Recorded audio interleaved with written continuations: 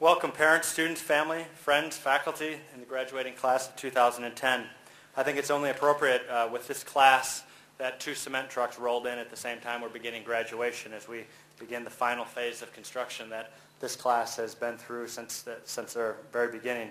Ashram started 12 years ago and Camilla just joined us 1 year ago, but this class on an average has been here for about 6 years, so they've experienced every bit of change in the facility, in the curriculum, and the dynamics of the school. So as they depart, so does the complete construction of our school. Our students are going to be heading off to the United States, United Kingdom, Canada, Switzerland, Qatar, India, United Arab Emirates, Hong Kong, and South Africa. So as they leave here, the American School of Bombay, they're truly a global set of students who are going to go out to very different futures. Even up until last week or 2 weeks ago, students were still deciding where they were headed. 84% of them are heading to a top choice that they had made at the beginning of the year with regards to college, gap year, whatever their choice is. It's nice to know that the doors they wanted to have open to them through hard work, perseverance, and the support of each of you out there in the audience has allowed them to pursue their dreams. This class has been uniquely caring, diverse, passionate, and what I remember most about this class is I have an interesting perspective on the school, is that they always have time for the students that are younger than them. They have time to work with the kids in the pool. If they're on the sports field or on the sports court and one of the younger students wants to talk with them or interact with them, they've always got time for the younger students. And I think at a school like ours, that makes it very special to have classes that care about not just themselves, their future, but really care about the community that they're around. Spent a little time earlier this week working with a different organization, and we had watched a little movie called Who Moved My Cheese. It's a short cartoon about sniff, scurry, hem, and haw, and working with a group that is changing locations, changing dynamics, had me reflect on some of the time when I was leaving for college and some of our good friends and one of our graduates. So just a few stories. When I was going off to school, my parents had me apply to all the schools I wanted to apply to, and didn't say too much about it. I was accepted to where I thought I wanted to go, and then they said 6 weeks before the end of the year, they said, you can go anywhere you want. You just have to pay for it. I said, well, thank you. So my dad was a physician, and my mom was a dean and a professor, so certainly could afford to send me to a university of my choice. But I thought that was an interesting experience on moving your cheese right from the very beginning. So I thought it was a very interesting lesson, and I think served me well. I remember my dad saying, come back and talk to me your junior year, and we'll talk about junior and senior year. A good friend of mine became a good friend of mine, her parents owned a ski resort and restaurants and some other things. She went off to college, and her senior year, her parents came and said, you've got to follow your own passion. Once you find out what that is, you're welcome to come back and serve in any capacity in our company. But until you're successful outside our company, you need to do that before you can come back. Finally, yesterday, I ran into one of our graduates. Just graduated a couple weeks ago from a top school. Going to go to medical school in a year or two, but is going to spend the next 2 years working for Teach for America. I think it's such an embodiment of our mission that our students can pursue their dreams, round themselves off, and enhance the lives of others. So it's so rewarding both to hear what this student was doing, but also to know that by doing that, he's going to be a better physician.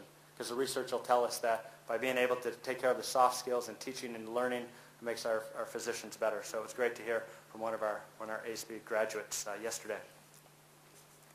I want to share a short extract, well, not so short, but an extract with you. Fear of Transformation by Dan and Perry. Sometimes I feel my life is a series of trapeze swings. I'm either hanging onto the trapeze bar, swinging along for a few moments in my life. I'm hurtling across space in between trapeze bars. Most of the times, I spend my life hanging on for dear life to my trapeze bar of the moment. It carries me along at a certain steady rate of swing, and I have the feeling that I'm in control of my life. I know most of the right questions and even some of the right answers. But once in a while, as I'm merrily, or not so merrily, singing along, I look out ahead to me and see in the distance, and what do I see? I see another trapeze bar swinging towards me. It's empty, and I know in that place in me that knows that this is the new trapeze bar. It has my name on it. It's the next step, my growth, my aliveness, coming to get me. In my heart of hearts, I know that for me to grow, I must release grip on this present, well-known bar and move to the next one. Each time it happens to me, I hope, no, I pray, that I won't have to grab the new one.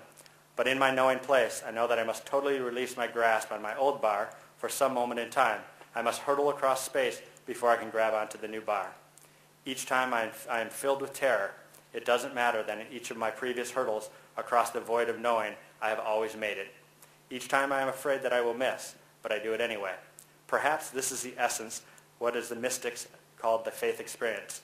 No guarantees, no net, no insurance policy, but you do it anyway because somehow you know to keep holding on to that old bar is no longer on the list of alternatives. And so, for an eternity that can last a microsecond or 1,000 lifetimes, I soar across the dark void. The past is gone. The future is not here. It's called transition. I have come to the belief that this is the only place that real change occurs. I mean real change, not pseudo change that only lasts until the next time my old buttons get pushed. I've noticed that in our culture, this transition zone is looked upon as nothing, a no place between places. Sure, the old trapeze bar was real, and the new one coming toward me, I hope, is real too. But the void in between, that's just as scary, confusing, disorienting, nowhere. That's what's gotten us through to the fast as unconscionable as possible. Some think it's a waste. I have a sneaking suspicion that the transition zone is the only real thing, and the bars are illusions we dream up to avoid the void. Where the real change, where the real growth occurs for us, whether or not my hunch is true, it remains the transition zones in our lives that are incredibly rich places. They should be honored, even savored. Yes, with all the pain and fear and feelings of being out of control that can be, but not necessarily accompany transitions. They are still the most alive, most growth-filled, passionate, expansive moments of our lives. And so, fear of transformation may have nothing to do with making fear go away, but rather giving ourselves the permission to hang out in the transition zone between trapeze bars. Transforming our need to grab onto the new bar is allowing ourselves to dwell on the only place where change really happens. It can be terrifying. It can also be enlightening in the true sense of the world. Hurling through a new voice, we all must learn how to fly. In closing, I'm very proud of each of you. Someone is always moving the cheese, so expect change and thrive. A life worth living has no plateaus. Don't be narrow in your pursuit of a single future. Finally, in this void, and can be scary, please reach out to any of us if you need help.